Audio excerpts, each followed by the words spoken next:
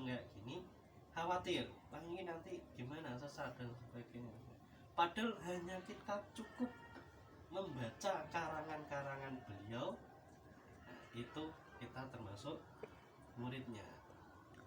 Dan ini tidak terpaku pada sebuah karangan kitab saja, karena kita eranya sudah era globalisasi, era modern, era teknologi yang memadai. Kita juga bisa mengadopsi karya-karya dalam internet sebenarnya. Bahkan Habib Umar apa sih itu? Senyaman itu Al-Hafid bin Hafid itu ditanya, bagaimana hukumnya seorang murid mengaji secara online, mengaji dengan cara online. Beliau menjawab, boleh-boleh saja, dan status kemuridannya adalah sesuai iktikadnya masing-masing. Biqadril iktikad. Ya, iktikadnya kuat, sambungan rohaniahnya juga kuat.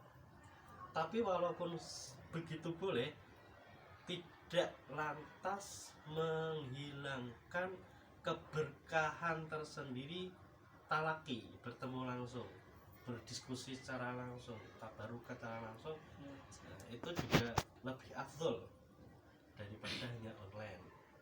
Tapi karena keterbatasan waktu, tempat, dan biaya dan sebagainya, hal seperti itu juga boleh, termasuk membaca kitab.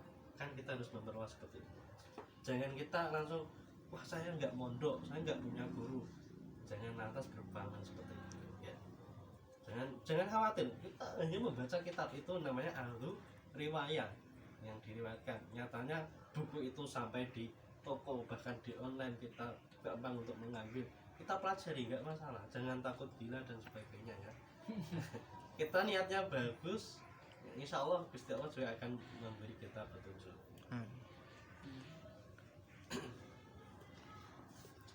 Min ghairi halin limaknaha. Tapi ini juga ada batasan. Jangan sampai ketika kita membaca sebuah kitab terus merubah-rubah maknanya, malah dipahami dengan secara kemampuan masing-masing, akhirnya itu yang membuat sesat. Kalau kita memahami sepenuhnya dari kitab itu, kita tidak akan melenceng dari maksud beliau. Kalau tidak mampu dengan batasan-batasan yang dibatasi, akhirnya kita butuh seorang guru untuk menerangkan kitab itu. Tergantung kemampuan juga ya. Wa huwa qad yakunu aidzan litabarruk. Boleh jadi kita membaca kitab bukan untuk berguru, tapi hanya saja untuk ngambil tabaruk saja, malah berkah. Bahkan ra diwaca kitab mung dituku go berkah go jimat. Itu banyak ya teman-teman kita tarekat di sini itu, kalau tuku kitab Husainnya rasa diwaca Allah kesai gue ngomong nyala barokah selawat, itu juga ada ya gitu. Tapi ya lebih baik dibaca, itu lebih baik lagi istiqomah. Jadi entuk tuku kitab tok go barokahan tok rasa diwaca wis go koleksi gitu.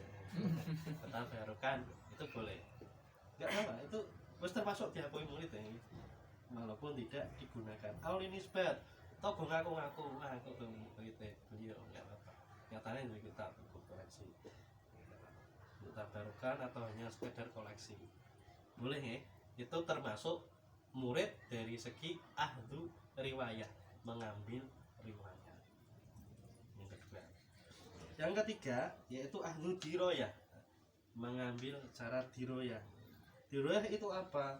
Wahwa halukat bihim li idroki ma'aniha kadalik fakot, yaitu merenovasi ya, mengevaluasi, bahkan merevisi juga kitab-kitab beliau.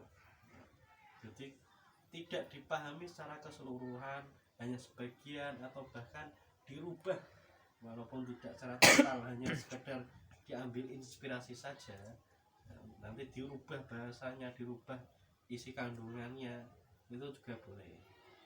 Itu namanya ahdu diroya.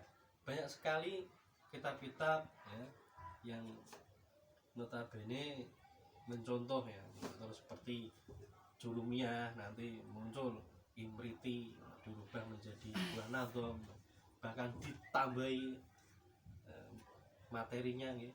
Ada mutamimah jurumiyah sendiri, nanti ada hasiah. Jadi munculnya jurumiyah menjadikan ulama-ulama lain itu membuat karya tersendiri, tapi inspirasinya dari jurumiyah. Itu hanya sekedar ilmu nahwu, belum yang lainnya. Jadi banyak muncul ilmu, di mana ilmu itu, kitab-kitab itu sebenarnya terinspirasi dari yang lain.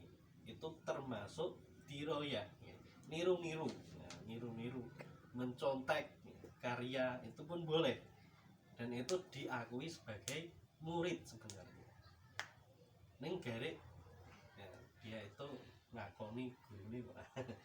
Jadi nyontek hasil karya pun itu termasuk ahlu diroyah, ngambil manfaat secara diroyah. Segitu mudahnya kan untuk mencari guru, ya toh.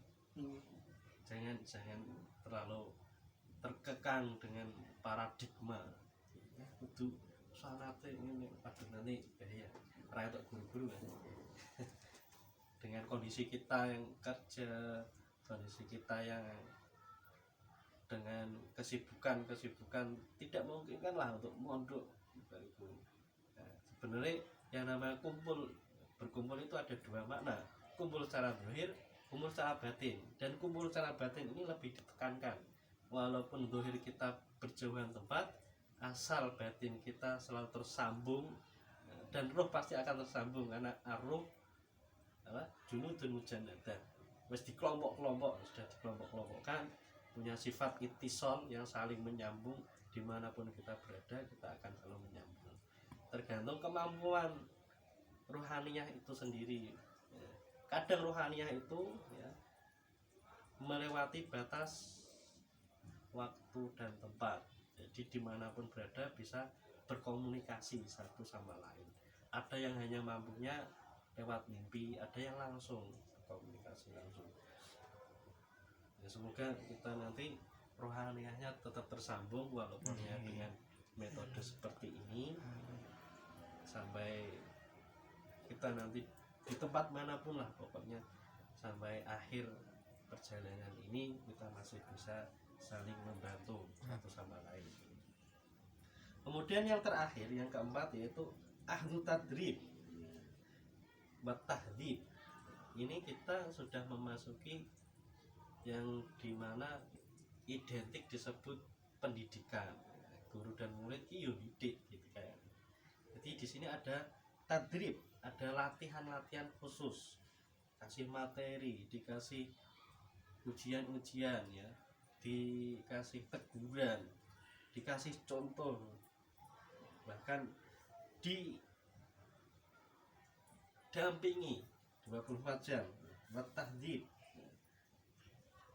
ada tadrib, ada tahdhib, itu model pendidikan. Watarqi fil khidmah, juga ada hubungan tentang saling melayani. Bil mujahadah, giat untuk mencegah ya, keinginan-keinginan. Tujuannya apa? Lil musyahadah, untuk bisa menggapai sebuah penyaksian atas Tuhan, sebuah penyaksian atas Tuhan. Wal fana fit tauhid, dan menghilangkan sisi kemanusiaan kita, sisi kemakhlukan kita, dan mentauhidkan Allah. Itu yang paling penting dalam pembahasan thariqah. Wal baqa, juga menetapkan diri kita. Jadi setelah fana, kemudian harus cepat-cepat menuju baqa. Karena kalau kita tidak menempati tempat baqa ini, kita seakan-akan tidak menganggap arti hidup ini. Padahal hidup ini kita dengan tujuan sebagai khalifah fil ardh. Ya mungkin hanya sebatas itu yang akan kami sampaikan. Kita lanjutkan kepada sesi pertanyaan. Cukup sekian. Wassalamualaikum warahmatullahi wabarakatuh.